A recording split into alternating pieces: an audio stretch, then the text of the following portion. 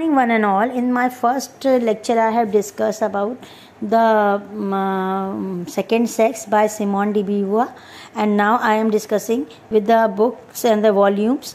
So the book the second sex is published in I think 1949, and it has 2 volumes, and the first name of the first volume is Facts and Myths, and the second is Lived Experience. So when we are talking about facts and myths, this will be a bilingual lecture, so for the better understanding of my students. Facts and myths में वो क्या बात करती है, वो आपको बहुत सारे मिथ और फैक्ट्स के बारे में बताएगी. मिथ मतलब जो आपकी मनो भावनाएं, मतलब जो आपने गणना, मन गढ़ंती या मन की बातें गढ़ रखी होती है, समाज में जो गणना होती है वो, और फैक्ट मतलब जो रियलिटी है उसके बारे में बताएगी. और तब वो बोलती है कि कहती है कि व्हाट इज़ अ वुमेन, आप समझते क्या हो, औरत क्या है. वहाँ पर वो एक तरह से आर्ग्यू करती है और कहती है कि उसको कंसिडर किया जाता है डिफ़ॉल्ट मतलब कि कोई गलती, वुमेन जो है वो हमेशा अदर की तरह ट्रीट होती है. तो याद है आपको, जब मैंने आपको ओरिएंटलिज्म पढ़ाया था तो मैंने बताया था कि फीलिंग ऑफ अदरनेस की मतलब मैं हूँ और पराए है और गैर, तो एक तरह से वो गैर वाली फीलिंग में आ जाती है, गैर होती है वो. मतलब मेन जो होते हैं वो अपनी सोसाइटी को अपना मानते हैं, और फिर ये अदर होती है, कोई बाहर वाली, कोई अदर, जैसे हम कहते हैं ना कि बाहर वाले तो गैर, पराए, अपने पराए वाली वो एक इमेज बना देते हैं. ये अदरनेस से फील की जाती है वो. और she is treated as absolute, and the man, she is treated as inessential, or man is treated as absolute, supreme and primary, and woman is treated as inferior, secondary. So यहाँ पर क्या होता है, वुमेन जो है हमेशा एक property होती है फादर की, हस्बैंड की और सन की, इसीलिए उसको कभी भी एब्सोल्यूट, सुपीरियर या प्राइमरी नहीं माना जाता, बल्कि उसको इन्फीरियर, सेकेंडरी और वो माना जाता है कि ये किसी और की अमानत है. जैसे आप कहते हैं ना कि आपने एग्जाम्पल्स, 2-3 एग्जाम्पल दूंगी मैं, आप समझ जाएंगे. आपके घर में आपका कमरा अगर कंस्ट्रक्शन हो रहा होता है तो गर्ल्स का कमरा जो है वो बाद में बनता है, पहले बॉय का कमरा बनता है. कई बार तो मैंने देखा कि कुछ बच्चियां लड़ती हैं कि मम्मी मेरा कमरा, तो बोलते बेटा तू तो चली जाएगी, भैया रहेगा यहाँ पर, तो इसलिए भैया का रूम बना, तो भैया के रूम में रह लेना. तो उसका अपना कमरा भी नहीं होता. She is not having a room of her own. ये आपको फर्दर मैं आपको वर्जीनिया वुल्फ का एक वर्क है इस पर, अ रूम ऑफ वंस ओन, उसमें मैं बताऊंगी कि क्या होता है एक्चुअली औरत के साथ, जो उसको अदरनेस और इन्फीरियर और सेकेंडरी महसूस कराता है. फिर वो कहती है कि औरत पैदा नहीं होती, औरत तो बस शरीर से औरत पैदा होती है, बनाई तो इस दुनिया में जाती है. और वो सोसाइटी और अपब्रिंगिंग को कहती है कि वो डिज़ाइन करते हैं, ताकि एक ऐसा डिज़ाइन बनाते हैं, एक ऐसा शेप बनाते हैं, एक ऐसा मोल्डर बनाते हैं जिसमें औरत इन्फीरियर बन के, डिपेंडेबल बन करके ही रहे, वो इंडिपेंडेंट ना बन पाए. वो डिसाइड करते हैं उसके लिए रोल जो कि इन्फीरियर होता है. जैसे आपको बहुत मुश्किल सा काम है घर में रहना और बच्चों को देखना और खाना बनाना और बहुत कुछ ऐसा कि केयर करना, तो वो मैन जो है वो आपके लिए चुन देता है गर्ल के लिए कि आप ये कर लीजिए और मैं बाहर जाके कमाता हूँ. बाहर जाके कमाने में थोड़े एफर्ट्स तो लगते हैं, बिल्कुल लगते हैं बाहर जाके कमाने में, मगर इनमें आपको 24 घंटे की ड्यूटी देनी पड़ती है. तो ये जो 24 घंटे की ड्यूटी है ये आपके लिए आती है, और वो इन्फीरियर टास्क भी है. जैसे मैंने आपसे कहा कि आप सब्जी काटिए, खाना मैं बनाती हूँ, तो खाना बनाने वाला क्रेडिट ले जाता है, सब्जी काटने वाला और बाकी और जो कहते हैं ना मीनियल जॉब है वो करने वाला कोई क्रेडिट नहीं पाता है. तो वो ये कहते हैं कि उसके लिए सेकेंडरी डिज़ाइन किया जाता है वर्क, ताकि वो डिपेंडेंट रहे. और वो यहाँ पे ये कहते हैं कि वो एंशिएंट ग्रीक के एक मैथमेटिशियन का, पाइथागोरस, आपको पता होगा नाम, उनका एग्जाम्पल देते हैं और कहते हैं कि वो कहते हैं कि there is a good principle that created other light and man, और बैड प्रिंसिपल जो है वो क्रिएट करता है क्योस, डार्कनेस एंड वुमेन. तो यहाँ पर सैडली जो ग्रीक के फिलोसफर हैं उन्होंने भी मिथ को मानते हुए ये कहा कि ये सही है. फिर वो देखती है, कहती है कि ऐसा कोई भी समाज, ऐसा कोई भी टाइम नहीं रहा जहाँ पर औरत की पोजीशन जो है कभी भी मैन से ऊपर हुई हो. वो एक एग्जाम्पल देती है, कहती है बस रोम वगैरह सब में यही हाल है, मगर जर्मनी के बारे में बात करते हुए, ग्रीक का तो है ही, आपको पता ही है कि फीमेल गॉड जो हैं गॉड बनाई गई हैं, लेकिन फीमेल गॉड जो हैं वो कमज़ोर हैं और ब्यूटी और इन सब चीज़ों से डिटरमाइन की जाती हैं, और मेल गॉड जो हैं वो पावर से और क्वालिटीज़ से. तो यहाँ पर वो ये कहते हैं कि कहती है सिमोन डी ब्यूवर जो है एक लेडी है, वो ये कहती है कि ये सिर्फ भरम है।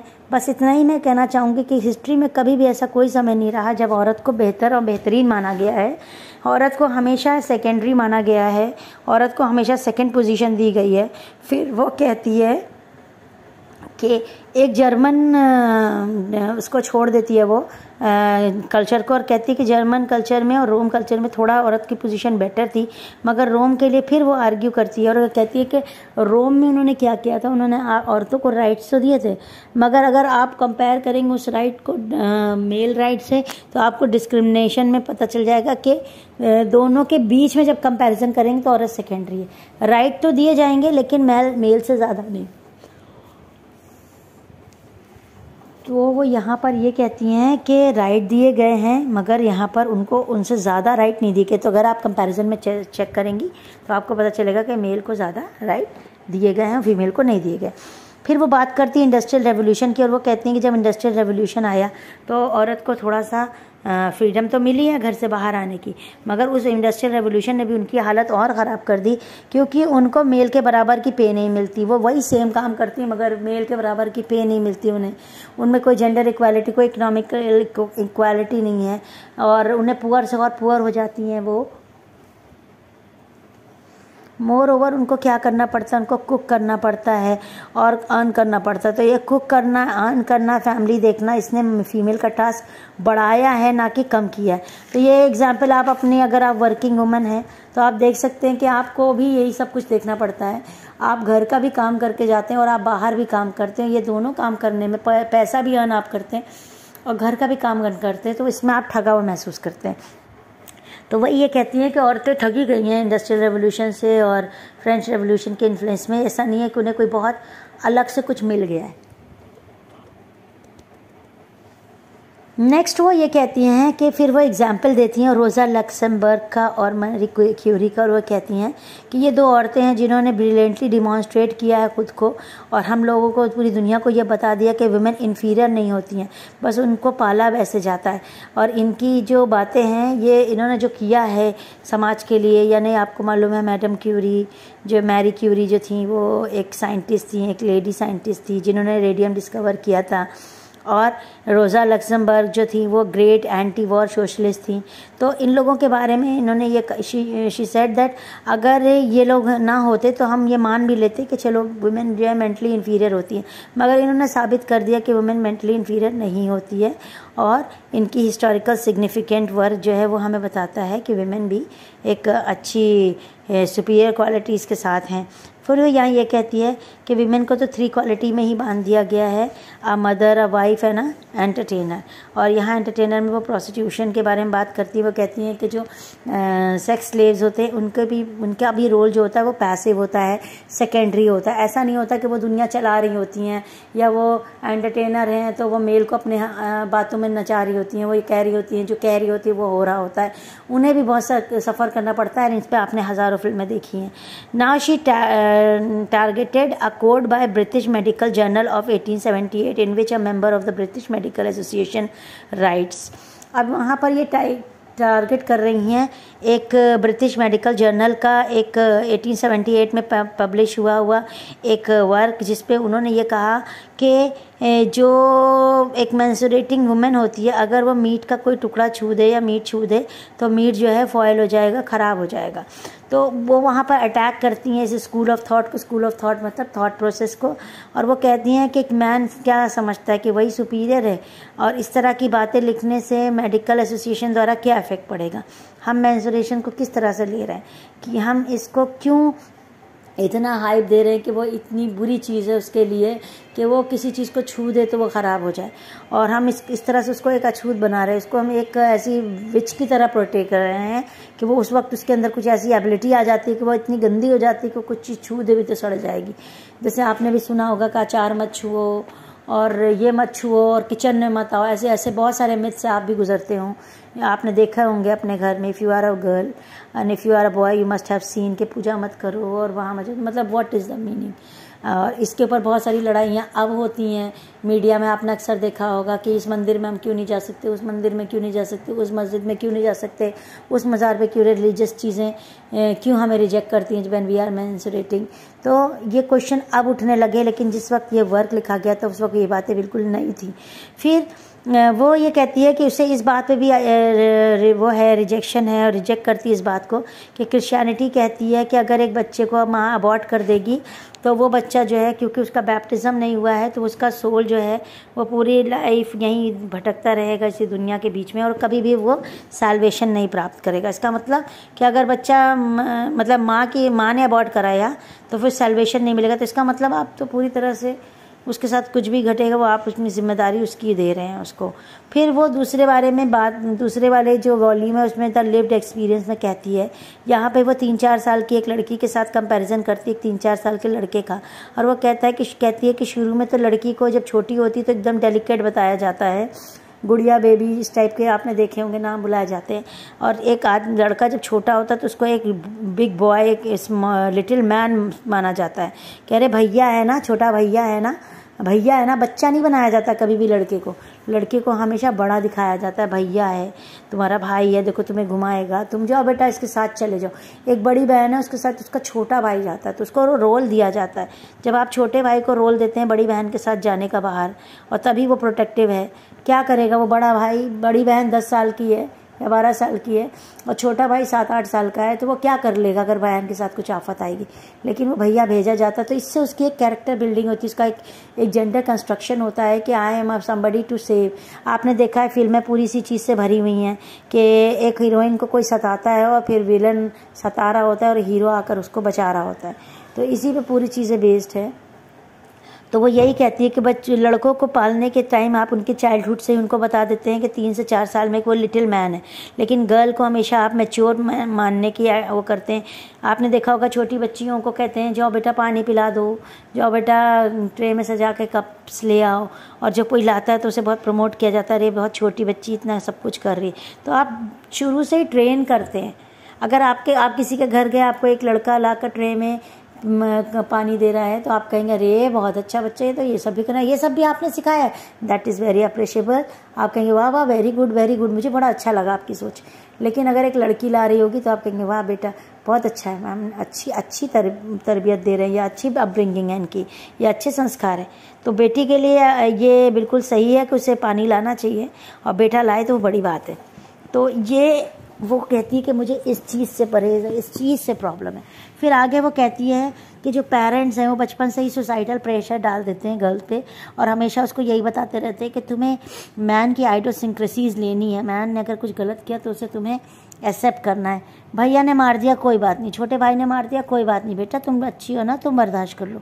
तो वो जो तुम एडजस्ट कर लो, तुम अडाप्ट कर लो, तुम सही हो, तुम कर सकती हो, और तुम्हें तो इमोशनली स्ट्रांग होना चाहिए, तुम इतनी ज़ोर से चिल्ला के क्यों बात करती हो, तुम ज़्यादा लड़ो नहीं, हर बात पे लड़ा मत करो। ये सब हम बिल्ड करते हैं। बाउंड्रीज जो होती है इसी सोसाइटी के द्वारा और इसी मैन मेड सोसाइटी के द्वारा मास्टर की जाती हैं, और हम एक मास्टर और स्लेव रिलेशनशिप में आ जाते हैं। एक फ़ीमेल एक स्लेव में आ जाती है और एक मैन जो एक मास्टर में आ जाता है, और उसकी सिर्फ काम हो जाता है अपने हस्बैंड को और अपने फादर को और अपने मेल मेंबर को, अपनी फैमिली को उनकी नीड से सेटिस्फाइड करना। और जब उसकी शादी हो जाती है तो उनकी डिमांड्स ये होती है कि वो अपनी शादी में अपने फैमिली को भी सेटिस्फाइड रखे, जिस फैमिली से वो। एक और बात वो ये कहती हैं कि डिसलोकेशन का फॉर्मूला बताती हैं। वो कहती हैं कि क्या किया जाता है, एक औरत को उसकी जगह से डिसलोकेट किया जाता है, मतलब मायके से ससुराल जाती है, जहाँ पे आप जानते हो डिसलोकेशन से जो आपकी एनर्जी जो आपकी नरिशमेंट होता है वो आधा हो जाता है। अगर एक पेड़ को भी निकाल के दूसरी जगह लगाओ तो वो भी कुछ टाइम लेता है पूरा पनपने में, लेकिन एक लड़की से एक्सपेक्ट किया जाता है कि वो दूसरे दिन से ही उस घर का सारा काम संभाल लेगी, किचन संभाल लेगी, सबकी नीड संभाल लेगी, और फिर वही एक बेस्ट बहू हो जाती है, या बेस्ट वाइफ हो जाती है, या बेस्ट वो डॉटर इन लॉ हो जाती है। तो वो कहते हैं कि डिसलोकेशन का फॉर्मूला इसलिए किया जाता है ताकि उसके पावर कम हो जाए, और मैरिज को वो एक ईवल सिस्टम देखती हैं सिमोन डी ब्यूवर। और वो कहती हैं कि मैरिज जो है गिवर सिस्टम है बोथ मेल एंड फीमेल के लिए। फीमेल के लिए तो ये कम्प्लीटली एक डिस्ट्रक्टिव सिस्टम है, बिकॉज उसमें जो उसकी थोड़ी बहुत लिबर्टी उसको अपने पेरेंट के घर से मिली होती है वो भी उखाड़ ली जाती है, वो भी उससे ले ली जाती है, वो भी छीन ली जाती है, taken off from her completely. और फिर वो कहती है कि इसके बाद उसको pregnancy as a gift of God मिला हुआ है, मगर उसको ऐसा ट्रीट किया जाता है जैसे कि वो एक बर्थ मशीन है, वो बेबी पैदा करने के लिए या बच्चे पैदा करने की एक मशीन है, रिप्रोडक्टिव मशीन है, और वो केयर टेकिंग करने के लिए ही पैदा हुई है। और अगर वो इससे इनकार करके अपने कुछ बनाना चाहे तो उसे एक बुरी माँ कहा जाता है कि आप इतनी बुरी माँ हो, अपने बच्चों का केयर नहीं कर रही हो, तो आपको IAS बनना है, आपको PCS बनना है। और जो कर ले जाता है उसकी तारीफ होती है कि देखिए एक मदर होकर उन्होंने ये किया। तो ये सारे जो बंधन है इसमें बांधा जाता है, जिसको वुमेन रियलाइज़ करती है और लेकिन बोल नहीं पाती। और ये सब कुछ वो 1949 में कह रही थी। इसका मतलब आज हम ये सब कुछ रियलाइज़ भी करते हैं, आज हम लोग देखते हैं अपने समाज में, अब इस पर चर्चा होती है, मगर उस वक्त ये थॉट बिल्कुल नई थी, इसलिए एक रेवोल्यूशन लाती है सेकेंड वेव ऑफ फेमिनिज्म में। और इससे वो लोग इसको एज अ थीसिस या एज अ ट्रीटिस इस्तेमाल करते हैं। She further talks about her menopause and she left as an where she is left as a useless article. Her importance in the family gets totally deteriorated. और कहती है जब मैं menopause से पहुंच जाती है, जब उसे घर में अब कोई रिप्रोडक्शन कर नहीं सकती है, वो किसी और भी वारिस को ला नहीं सकती है, तो उसकी कंडीशन एकदम ही अब वेस्ट हो जाती है, उसे कोई नहीं पूछ रहा होता है, और अब उसकी कंडीशन और भी डिटोरिएटेड है फैमिली में। और यहाँ वो डिमांड करती कि उसे equal respect, equality and equal opportunity to settle her in her life as an man चाहिए, और उसको भी बराबर का चाहिए, राइट चाहिए, ताकि वो अपने आप को वैसे ही सेटल कर सके जैसे एक मैन को अपॉर्चुनिटी मिलती है सेटल करने की। ये वर्क जो है सेंसरशिप इसकी क्या है, ये बहुत सालों तक ये वर्क जो है ये वेटिकन में बैन रहा, ये स्पेनिश लैंग्वेज में ट्रांसलेट हुआ, लेकिन ये फिर भी फ्रेगनेंस स्पेन में बैन रहा 1955 तक। और उसके बाद इसको स्मगल किया गया, स्पेनिश फेमिनिस्ट जो थी इन्होंने स्मगलिंग करी इसकी, स्मगल किया गया ये इसकी कॉपीज़ और बांटी गई, सर्कुलेट की गई सीक्रेटली। और इसको पढ़ने के बाद लोगों को एक्चुअली समझ में आया कि वो क्या इश्यूज़ हैं जिसके बारे में मैं बात करना चाहती है। तो ये इम्पॉर्टेंट इसलिए है क्योंकि सिमोन डी बीवर ने फर्स्ट टाइम इन क्वेश्चंस को उठा करके पूरी दुनिया को बताया कि ये हैं हमारे इश्यूज़। इससे पहले इस पे ध्यान नहीं गया। उसने बहुत कुछ ऐसा बात की जिसमें आप सेकेंड वेव ऑफ फेमिनिज्म में आप जब रेडिकल फेमिनिज्म में आते तो आप मैरिटल रेप जैसी, डोमेस्टिक वायलेंस जैसी चीज़ें देखते हैं, जिसमें पहले ये था कि ये तो उसका होता ही है, उसके साथ कोई बात नहीं, अगर घर में किसी ने मार दिया तो कोई बात नहीं, डोमेस्टिक वायलेंस हो सकता है और मैरिटल रेप हो सकता है, वैसे कोई वर्ड नहीं थे। लेकिन सेकेंड वेव ऑफ फेमिनिज्म जब रेडिकल फेमिनिज्म आया तो उन्होंने इस बात को बताया कि ये सब कुछ भी होता है। तो इसलिए इम्पॉर्टेंट आए हो बच्चों, आप समझ गए होंगे।